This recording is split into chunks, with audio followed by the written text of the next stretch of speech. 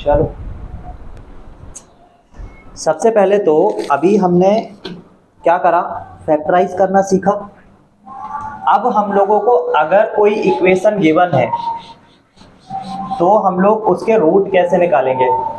जब chapter number first पढ़ा था ना, तो वहाँ पे भी हमने रूट निकालना सीखा था, ठीक है। अब अगर इनकेस हमारे पास एक इक्वेशन है a x square b x plus C is equal to 0, अगर इसके रूट निकालना है तो हमारे पास फॉर्मूला होता है, ठीक है। हमारे पास फॉर्मूला होता है। फॉर्मूला क्या होता है, x के दो मान आते हैं, x के दो वैल्यूज आते हैं। अभी तक फैक्टर भी करते थे तो x के दो वैल्यू आते थे निकल के, है ना। वो निकालने का तरीका ये भी है, minus B plus minus B square minus 4ac upon 2a, ठीक है। ये एक फॉर्मूला है, इसको यूज करके भी हम इस इक्वेशन के दोनों रूट निकाल सकते हैं।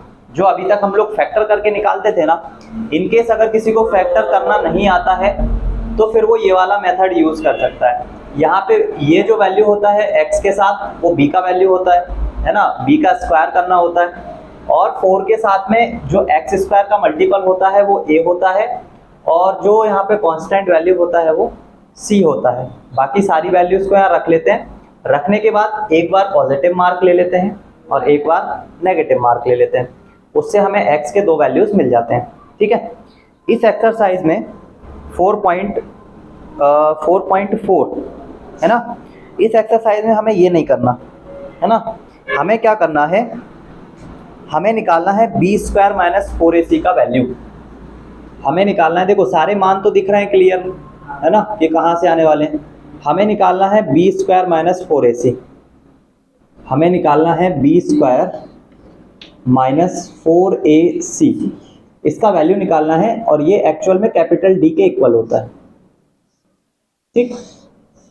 इसका हमें वैल्यू निकालना है, तो इसका वैल्यू दिख जाएगा। कैसे निकालना है, b का वैल्यू रखना है, इसका स्क्वायर करना है, माइनस करके 4ac के वैल्यू रखना है, ठीक है। अब ये b स्क्वायर माइनस 4ac का जो वैल्यू है ना, ये तीन तरह से आ सकता है।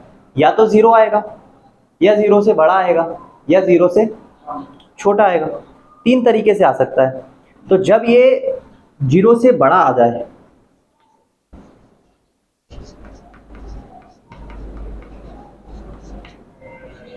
ठीक है, जब ये 0 से क्या आ जाए, बी स्क्वायर माइनस 4ac, इसका वैल्यू अगर 0 से बड़ा आ जाए तो फिर इसके जो रूट होते हैं वो कितने माने जाते हैं,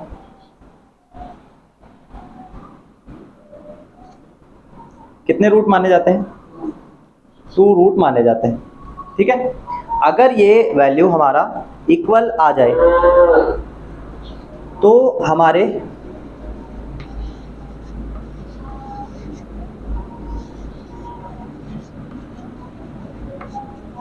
अगर बी स्क्वायर माइनस 4ac का वैल्यू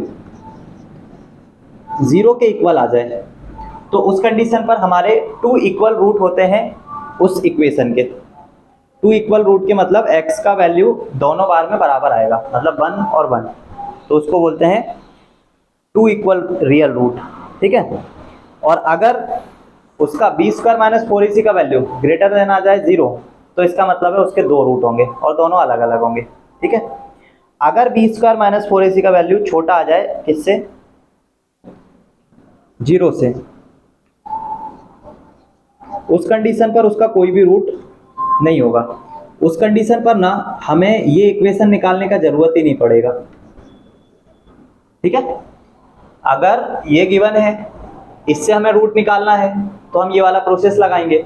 इस प्रोसेस को लगाने से पहले अगर आप ये चीज चेक कर लेते हो तो आपको पता चल जाएगा कि x के कितने वैल्यू आने वाले हैं, x के कितने रूट आने वाले हैं, x के कितने फैक्टर आने वाले हैं। बी स्क्वायर माइनस 4ac अगर करने पर उसका मान 0 से बड़ा आता है तो कंफर्म है उसके 2 अलग अलग रूट होंगे। अगर उसका वैल्यू 0 के इक्वल आता है, इसका मतलब उसका एक रूट होगा, मतलब होंगे तो 2 लेकिन वो इक्वल हो जाएंगे तो एक ही मानेंगे ना। और अगर ये इसका वैल्यू लेस देन 0 आ जाए तो इसका मतलब है इसका कोई भी रूट नहीं होगा। इसका मतलब क्या है, B square minus 4ac less than 0 आ जाए तो देखो बी स्क्वायर माइनस 4ac हमें रखना कहाँ है, रूट के अंदर। और रूट के अंदर कभी नेगेटिव अगर वैल्यू आती है ना तो वो डिफाइन नहीं होती है ना, उसको हम लोग सिर्फ कॉम्प्लेक्स नंबर से ही डिफाइन कर सकते हैं, है ना। तो इसलिए अगर ये बी स्क्वायर माइनस 4ac का वैल्यू 0 से छोटा आ गया, नेगेटिव वैल्यू इधर आ गया, तो नेगेटिव वैल्यू रूट के लिए क्या नहीं होता, परिभाषित नहीं होता, है ना। इसलिए यहाँ पे या तो 0 आना चाहिए या 0 से कोई बड़ा वैल्यू आना चाहिए, 0 से छोटा वैल्यू नहीं चलेगा। तो ये 3 कंडीशन है, जल्दी से नोट डाउन करो।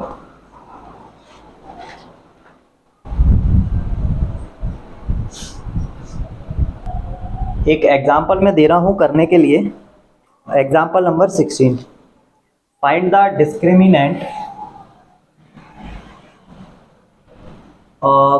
Discriminant of equation. इक्वेशन है हमारे पास 2x square minus 4x plus 3 is equal to 0।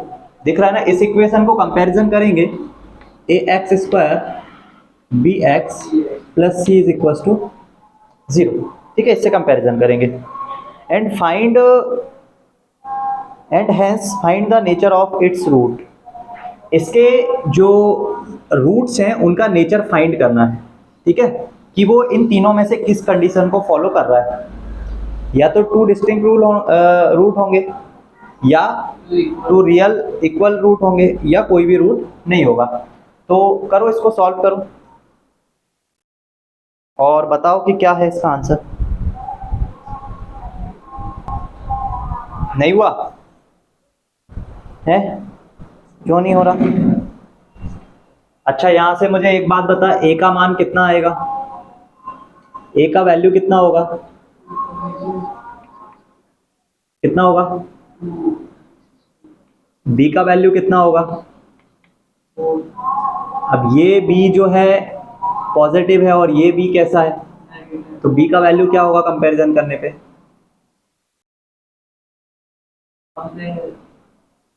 Minus का कितना? 4। सी का वैल्यू कितना होगा? ठीक। अब हमें क्या करना है, हमें ये वाले फॉर्मूला यूज करना है, B square minus 4ac।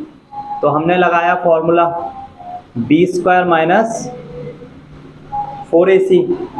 B square में बी का स्क्वायर मतलब -4 का स्क्वायर, और माइनस के साथ 4ac। 4 a का वैल्यू 2, c का वैल्यू 3। 4 का स्क्वायर 16 माइनस 4 2 जा 8, 8 3 जा 24। आंसर कितना आएगा? माइनस का 8। -8 0 से छोटा है या बड़ा है? माइनस एक बार ऊपर आ जाए। ये वाली, ये माइनस, हाँ बोलना। माइनस का 4 और ये ब्रैकेट में इसका ये b था, हाँ, और उसका स्क्वायर था। हाँ, b का वैल्यू क्या है? 4। माइनस का 4, तो वही तो लिखा है बी स्क्वायर। और माइनस की वैल्यू का स्क्वायर हमेशा पॉजिटिव ओपन होता है। माइनस का 8 आया है। अब ये बता, -8 0 से बड़ा है या छोटा है? छोटा है। तो इसका मतलब है ये छोटा है किससे?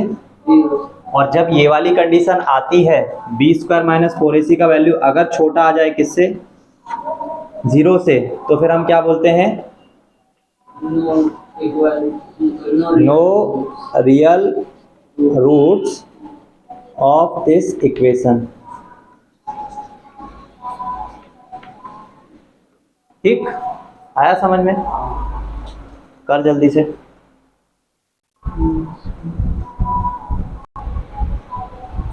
अभी हम लोग कर रहे हैं एग्जाम्पल नंबर 17।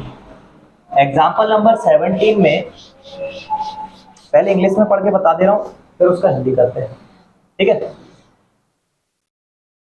एग्जाम्पल नंबर 13 में लिखा हुआ है, a pole has to be erected at a point on the boundary of a circle park of diameter 13 meter in such a way that the difference of its distance from two diametrically opposite fixed gate A and B on the boundary is 7 meters.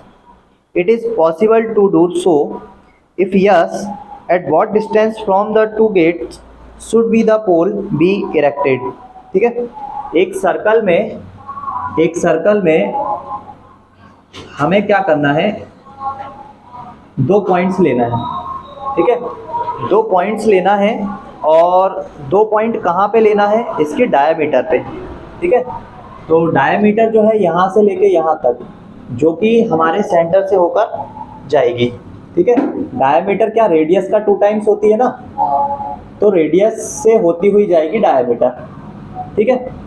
यहाँ पे एक पोल लगा हुआ है, मतलब gate है, और यहाँ पे एक गेट है, ठीक। ये गेट का नाम है बी, ये गेट का नाम है ए। हमें क्या करना है, एक पॉइंट पी लेकर आना है, एक पॉइंट पी लेकर आना है, जो कि यहाँ पे उपस्थित होगा।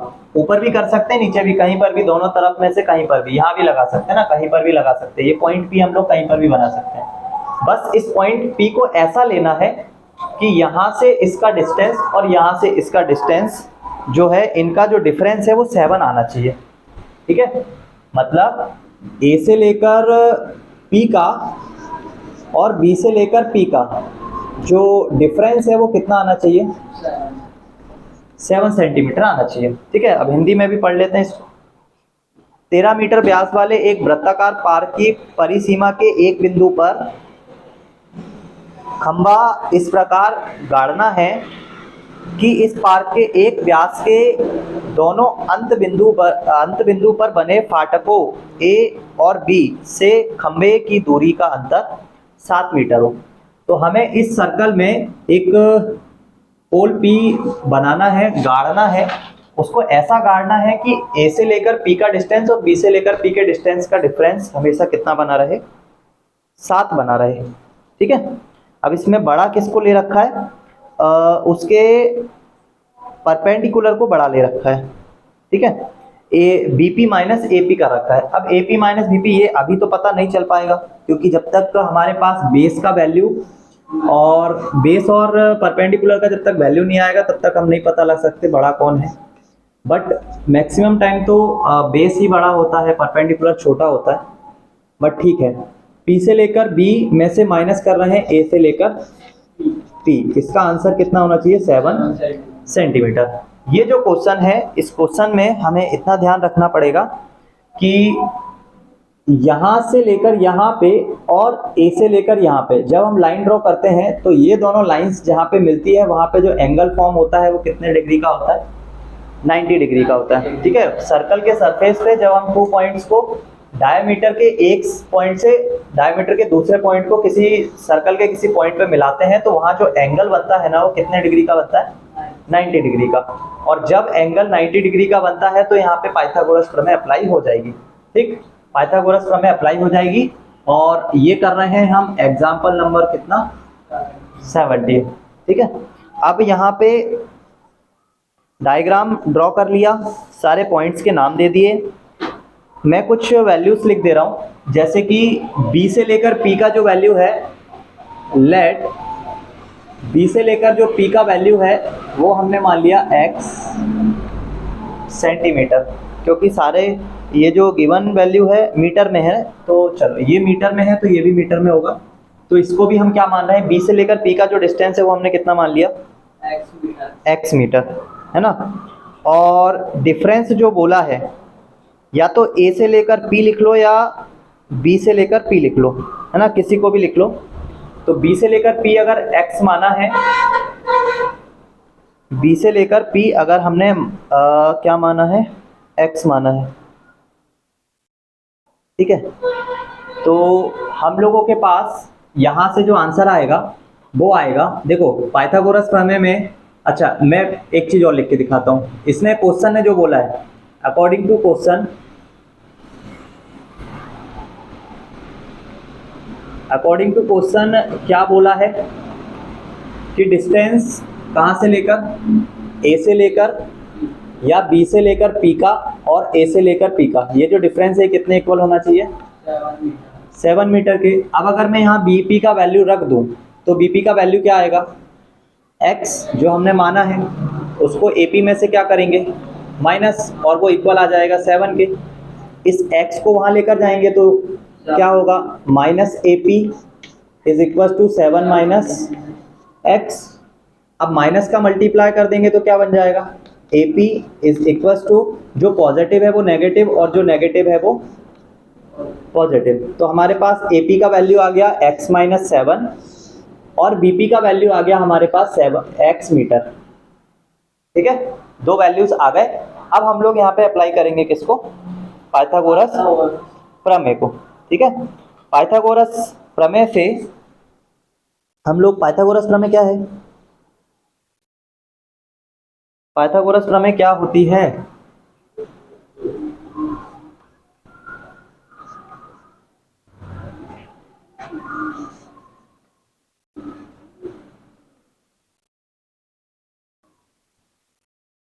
पाइथागोरस थ्योरम क्या होती है, हाइपोटेनियस का square is equal to perpendicular का स्क्वायर प्लस बेस का स्क्वायर। ठीक, हाइपोटेनियस का square is equal to perpendicular का स्क्वायर प्लस बेस का स्क्वायर।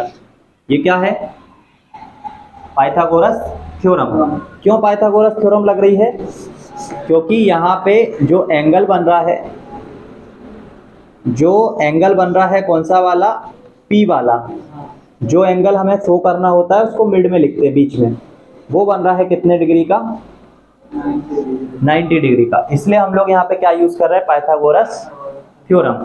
AB का वैल्यू क्वेश्चन में गिवन है कि जो इसकी डायामीटर है वो 13 मीटर की है।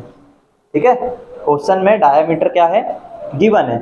तो हमें हाइपोटेनियस का वैल्यू मिल गया 13 का स्क्वायर, फिर P से लेकर B से लेकर P या P से लेकर B का वैल्यू कितना है, x, तो x का स्क्वायर होगा, और A से लेकर P का वैल्यू कितना है, x माइनस 7, उसका क्या करना पड़ेगा, होल स्क्वायर।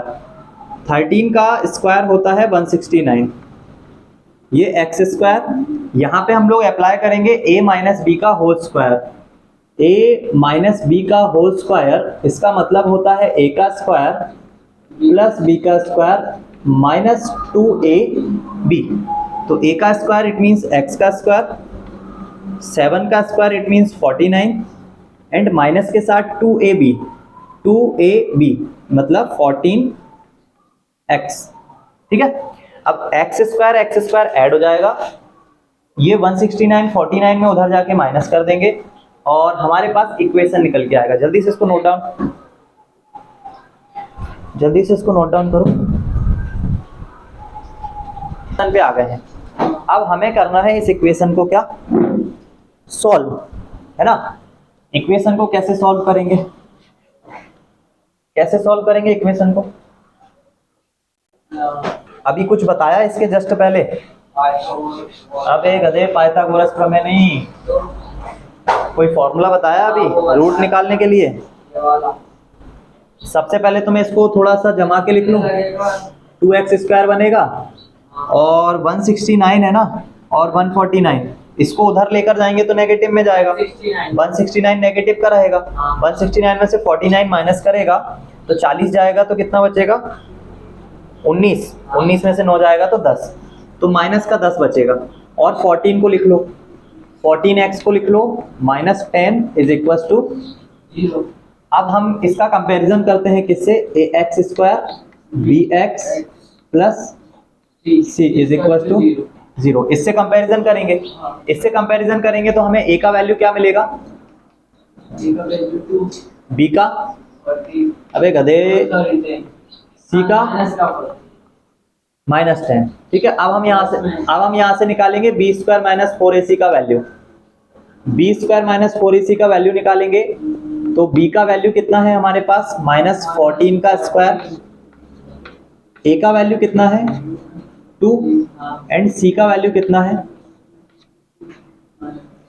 14 का स्क्वायर होता है 196, और ये वाला माइनस और ये वाला माइनस, क्योंकि उसके पास माइनस का मार्क है इसलिए उसको हम बिना ब्रैकेट के नहीं लिख सकते, तो ब्रैकेट लगा के ही लिखना पड़ेगा। अब हमने ये माइनस और ये माइनस का गुणा कर दिया, बन गया प्लस, अब हम उसको बिना ब्रैकेट के लिख सकते हैं।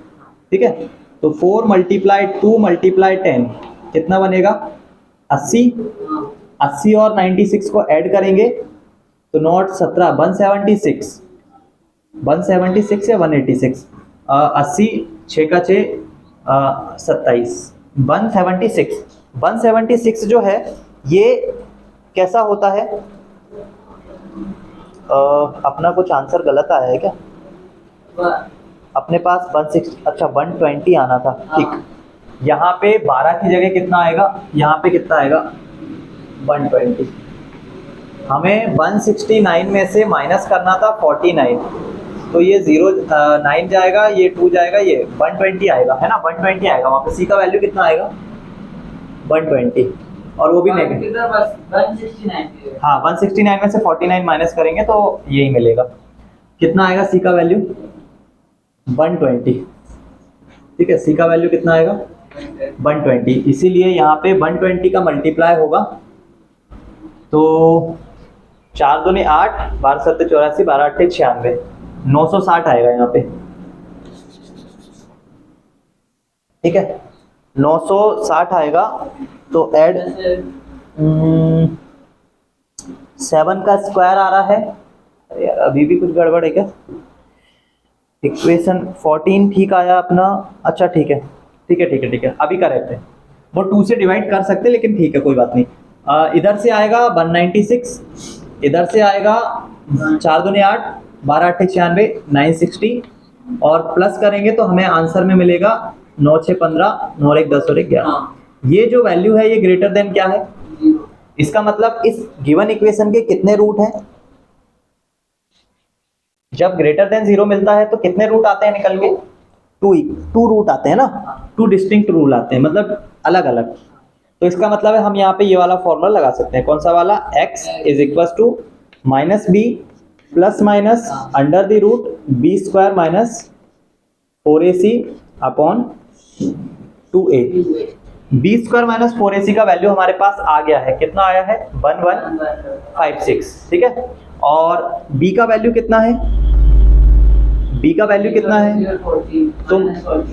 तो माइनस का 14 plus minus under the root 1156, और अपॉन में कितना आ जाएगा? 2 मल्टीप्लाई a का वैल्यू कितना है? 2।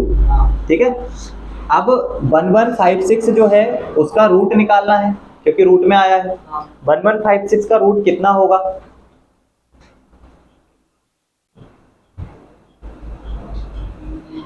वन 1156 का रूट कितना होगा?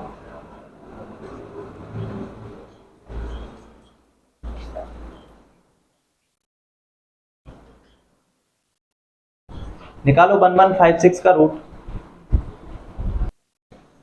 ठीक है, 1156 का रूट मतलब हम लोग थोड़ा सा यहाँ पे कैलकुलेशन करके देखते हैं, ऐसा कौन सा नंबर हुआ होगा जिसका ये स्क्वायर है। ठीक है, तो देख मैं बताता हूँ। 30 का अगर तो स्क्वायर करेगा ना, 30 का स्क्वायर करेगा, 30 का स्क्वायर करेगा तो तुझे क्या मिलेगा? 900। फिर 40 का करेगा तो कितना मिलेगा? 1600। ये जो नंबर है 1156, ये इन दोनों के बीच में ही है ना? तो इसका मतलब है या तो 31, 32, 33, 34, 35, 36, 37, 38, 39, इनमें से किसी का हुआ होगा, है ना? अगर 31 का होगा तो कंफर्म है उसका यूनिट डिजिट कितना आएगा? हमारा यूनिट डिजिट कितना है? 6। अगर 31 का स्क्वायर करेगा भी ना तो स्क्वायर का यूनिट डिजिट कितना आएगा? 1। और हमें क्या चाहिए? 6। तो 31 नहीं हो सकता। अगर 32 का करेगा तो उसका यूनिट डिजिट कितना आएगा? 2 का स्क्वायर 4। हमें कितना चाहिए? तो 32 भी नहीं होगा। 33 अगर लेंगे तो 33 का स्क्वायर कितना होगा? 3 का स्क्वायर कितना होता है? 9। हमें क्या चाहिए? 6 होगा क्या? नहीं होगा।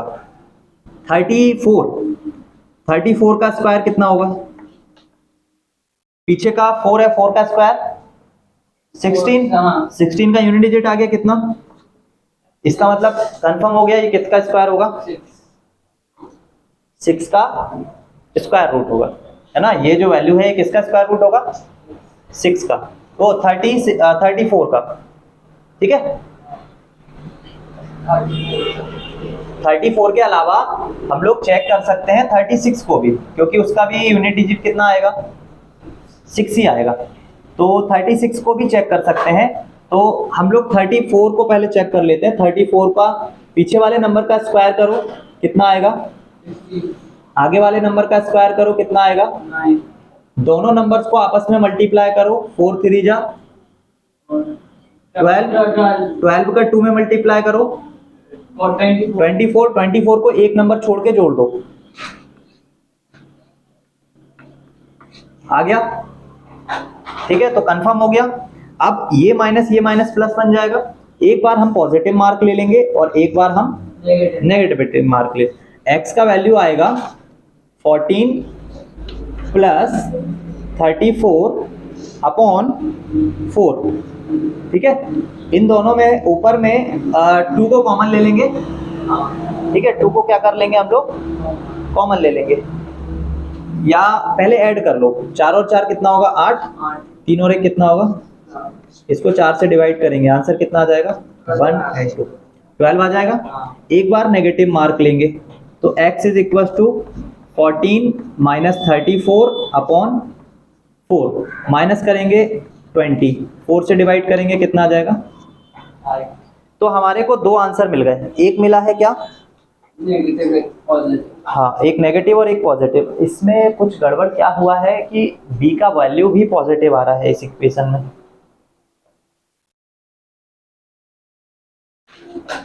अब b का वैल्यू इसलिए भी पॉजिटिव आ रहा होगा क्योंकि अपन ने इक्वेशन बनाया है bp में से ap को माइनस करके, है ना। कोई बात नहीं, x के जो ये वैल्यूज आए हैं इनको हम लोग रख के देख लेंगे, जो इक्वेशन को सेटिस्फाई करेगा वो हमारा क्या हो जाएगा, आंसर हो जाएगा। हमें उसने क्या बोला था कि bp और ap का जो माइनस है, bp और ap का जो माइनस है वो किसके इक्वल आना चाहिए, 7 के इक्वल आना चाहिए। हमारे पास x के दो वैल्यूज आए हैं, एक तो आया है 12 और एक आया है 5, ठीक है। तो हम क्या करेंगे, दोनों को माइनस करके देख लेंगे, जिसका आंसर हमें 7 मिल जाएगा वो हमारा आंसर होगा, ठीक है। तो पहले तो इतना नोट डाउन ही कर लो इसको, इस एंगल होते हैं वो सारे पढ़ के आना था। तो देखो हमारे पास दो वैल्यू आए हैं x के, एक आया है 12, एक आया है 5। अब इनमें से कौन सा वैल्यू हमें लेना है तो वो हम लोग अभी पता लगा लेते हैं, ठीक है। हमने एक सर्कल बनाया था इस क्वेश्चन में, है ना। हमने लिखा था bp का जो वैल्यू है वो इक्वल है x के, और x के दो वैल्यू आए हैं 5 एंड 12। अब इसमें से किसको लेना है, किसको रिजेक्ट करना है, ठीक है। तो देखो AP का जो वैल्यू हमने लिख रखा है कॉपी में, वो लिख रखा है शायद x माइनस 7, यही लिखा है या कुछ और लिखा है, या 7 माइनस एक्स लिखा है, 7 माइनस एक्स ना। तो ये लिख लिया 7 माइनस एक्स। अब x के जो वैल्यू है वो दो हैं, एक तो 5 है। जब 5 को रखेंगे तब हमारे को यहाँ पे कितना मिलेगा, नहीं 2 मिनट रुकना। AP का वैल्यू कितना है, पहले हमने नीचे हमने क्या लिख रखा है, BP माइनस AP लिखा है ना, BP माइनस AP बराबर कितना, 7। तो AP का वैल्यू आया होगा हमारे पास 7 माइनस BP, और फिर हमने AP को पॉजिटिव लिखने के लिए लिखा होगा तो इसको लिखा होगा BP माइनस 7, है ना। इसका मतलब हमने लिखा है BP माइनस 7 का मतलब x माइनस 7, गधे x माइनस 7 लिखा है क्या, 7x माइनस, ठीक है। x के दो वैल्यू है, एक 5 है और एक 12 है। तो देखो जब हम 5 रखेंगे x इक्वल्स टू 5, जब 5 रखेंगे तो ये आएगा 5 माइनस 7, आंसर क्या आएगा, माइनस का लेंथ माइनस 2 हो सकती है क्या, नहीं हो सकती। इसका मतलब 5 क्या हो गया, है ना। ये 5 हम नहीं रख सकते, तो हम क्या रखेंगे, x का वैल्यू 12। तो AP का हमें क्या वैल्यू मिलेगा, 12 माइनस 7 इज इक्वल टू, तो ये कंफर्म है 5 हो सकता है। तो AP का वैल्यू कितना रखना है, 5, और BP का वैल्यू कितना रखना है, 12, ठीक है। AP का वैल्यू 5 और BP का वैल्यू 12, चेक कर लो, है ना। ये आंसर आ गए हैं हमारे। दोनों का डिफरेंस देख लो, 7 आता है, दोनों का डिफरेंस 7 आता है। अगर इनको चेक करना है तो जो पाइथागोरस में लिखा था, हाइपोटेनियस का स्क्वायर इक्वल होता है परपेंडिकुलर का स्क्वायर एंड बेस का स्क्वायर। इन दोनों में एक परपेंडिकुलर है और एक बेस है, तो परपेंडिकुलर 5 का स्क्वायर 25 और 12 का स्क्वायर होता है 144 और हाइपोटेनियस है 13 तो उसका स्क्वायर होगा 169। इन दोनों को ऐड करेंगे तो 169 ही आएगा।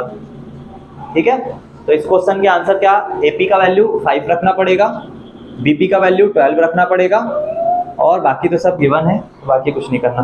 ठीक है, तो ये क्वेश्चन हो गया कंप्लीट।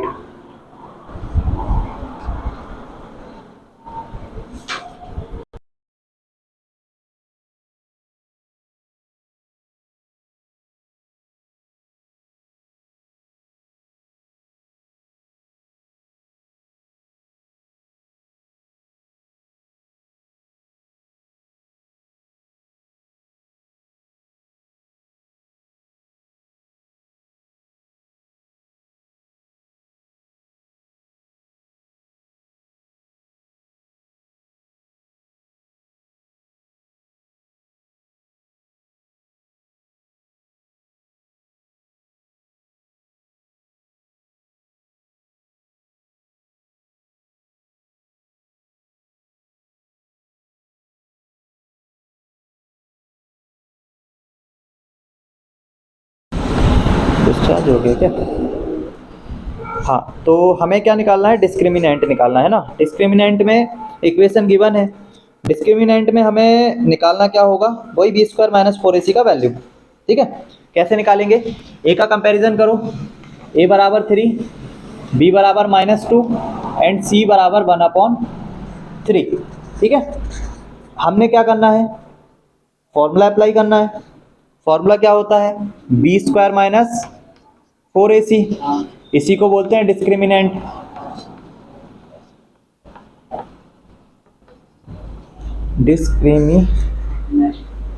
MINANT। ठीक है, इसी को बोलते हैं डिस्क्रिमिनेंट। b का स्क्वायर इट मीन्स -2 का स्क्वायर, 4, a का वैल्यू 3 एंड c का वैल्यू 1/3। 3 से 3 कैंसिल, 2 का स्क्वायर कितना आएगा 4, 4 में से 4 माइनस करेंगे आंसर आ जाएगा 0। और जब हमारे पास 0 आता है तो हम लोग क्या बोलते हैं, 2 इक्वल रियल रूट्स। और जब 2 इक्वल रियल रूट्स होते हैं ना, तो हमें ये पता लग गया कि बी स्क्वायर माइनस 4ac का वैल्यू कितना आ रहा है। इसका मतलब ये जो x का जो फॉर्मूला होता है, इस फॉर्मूले में ये जो बी स्क्वायर माइनस 4ac है ना, ये कितने के इक्वल आ रहा है, 0 के इक्वल आ रहा है ना। ये देखो 0 के इक्वल आ रहा है। और जब ये 0 के इक्वल आता है तो हमारे पास 2 आ जाते हैं वैल्यू, एक होता है -b/2a और दूसरा भी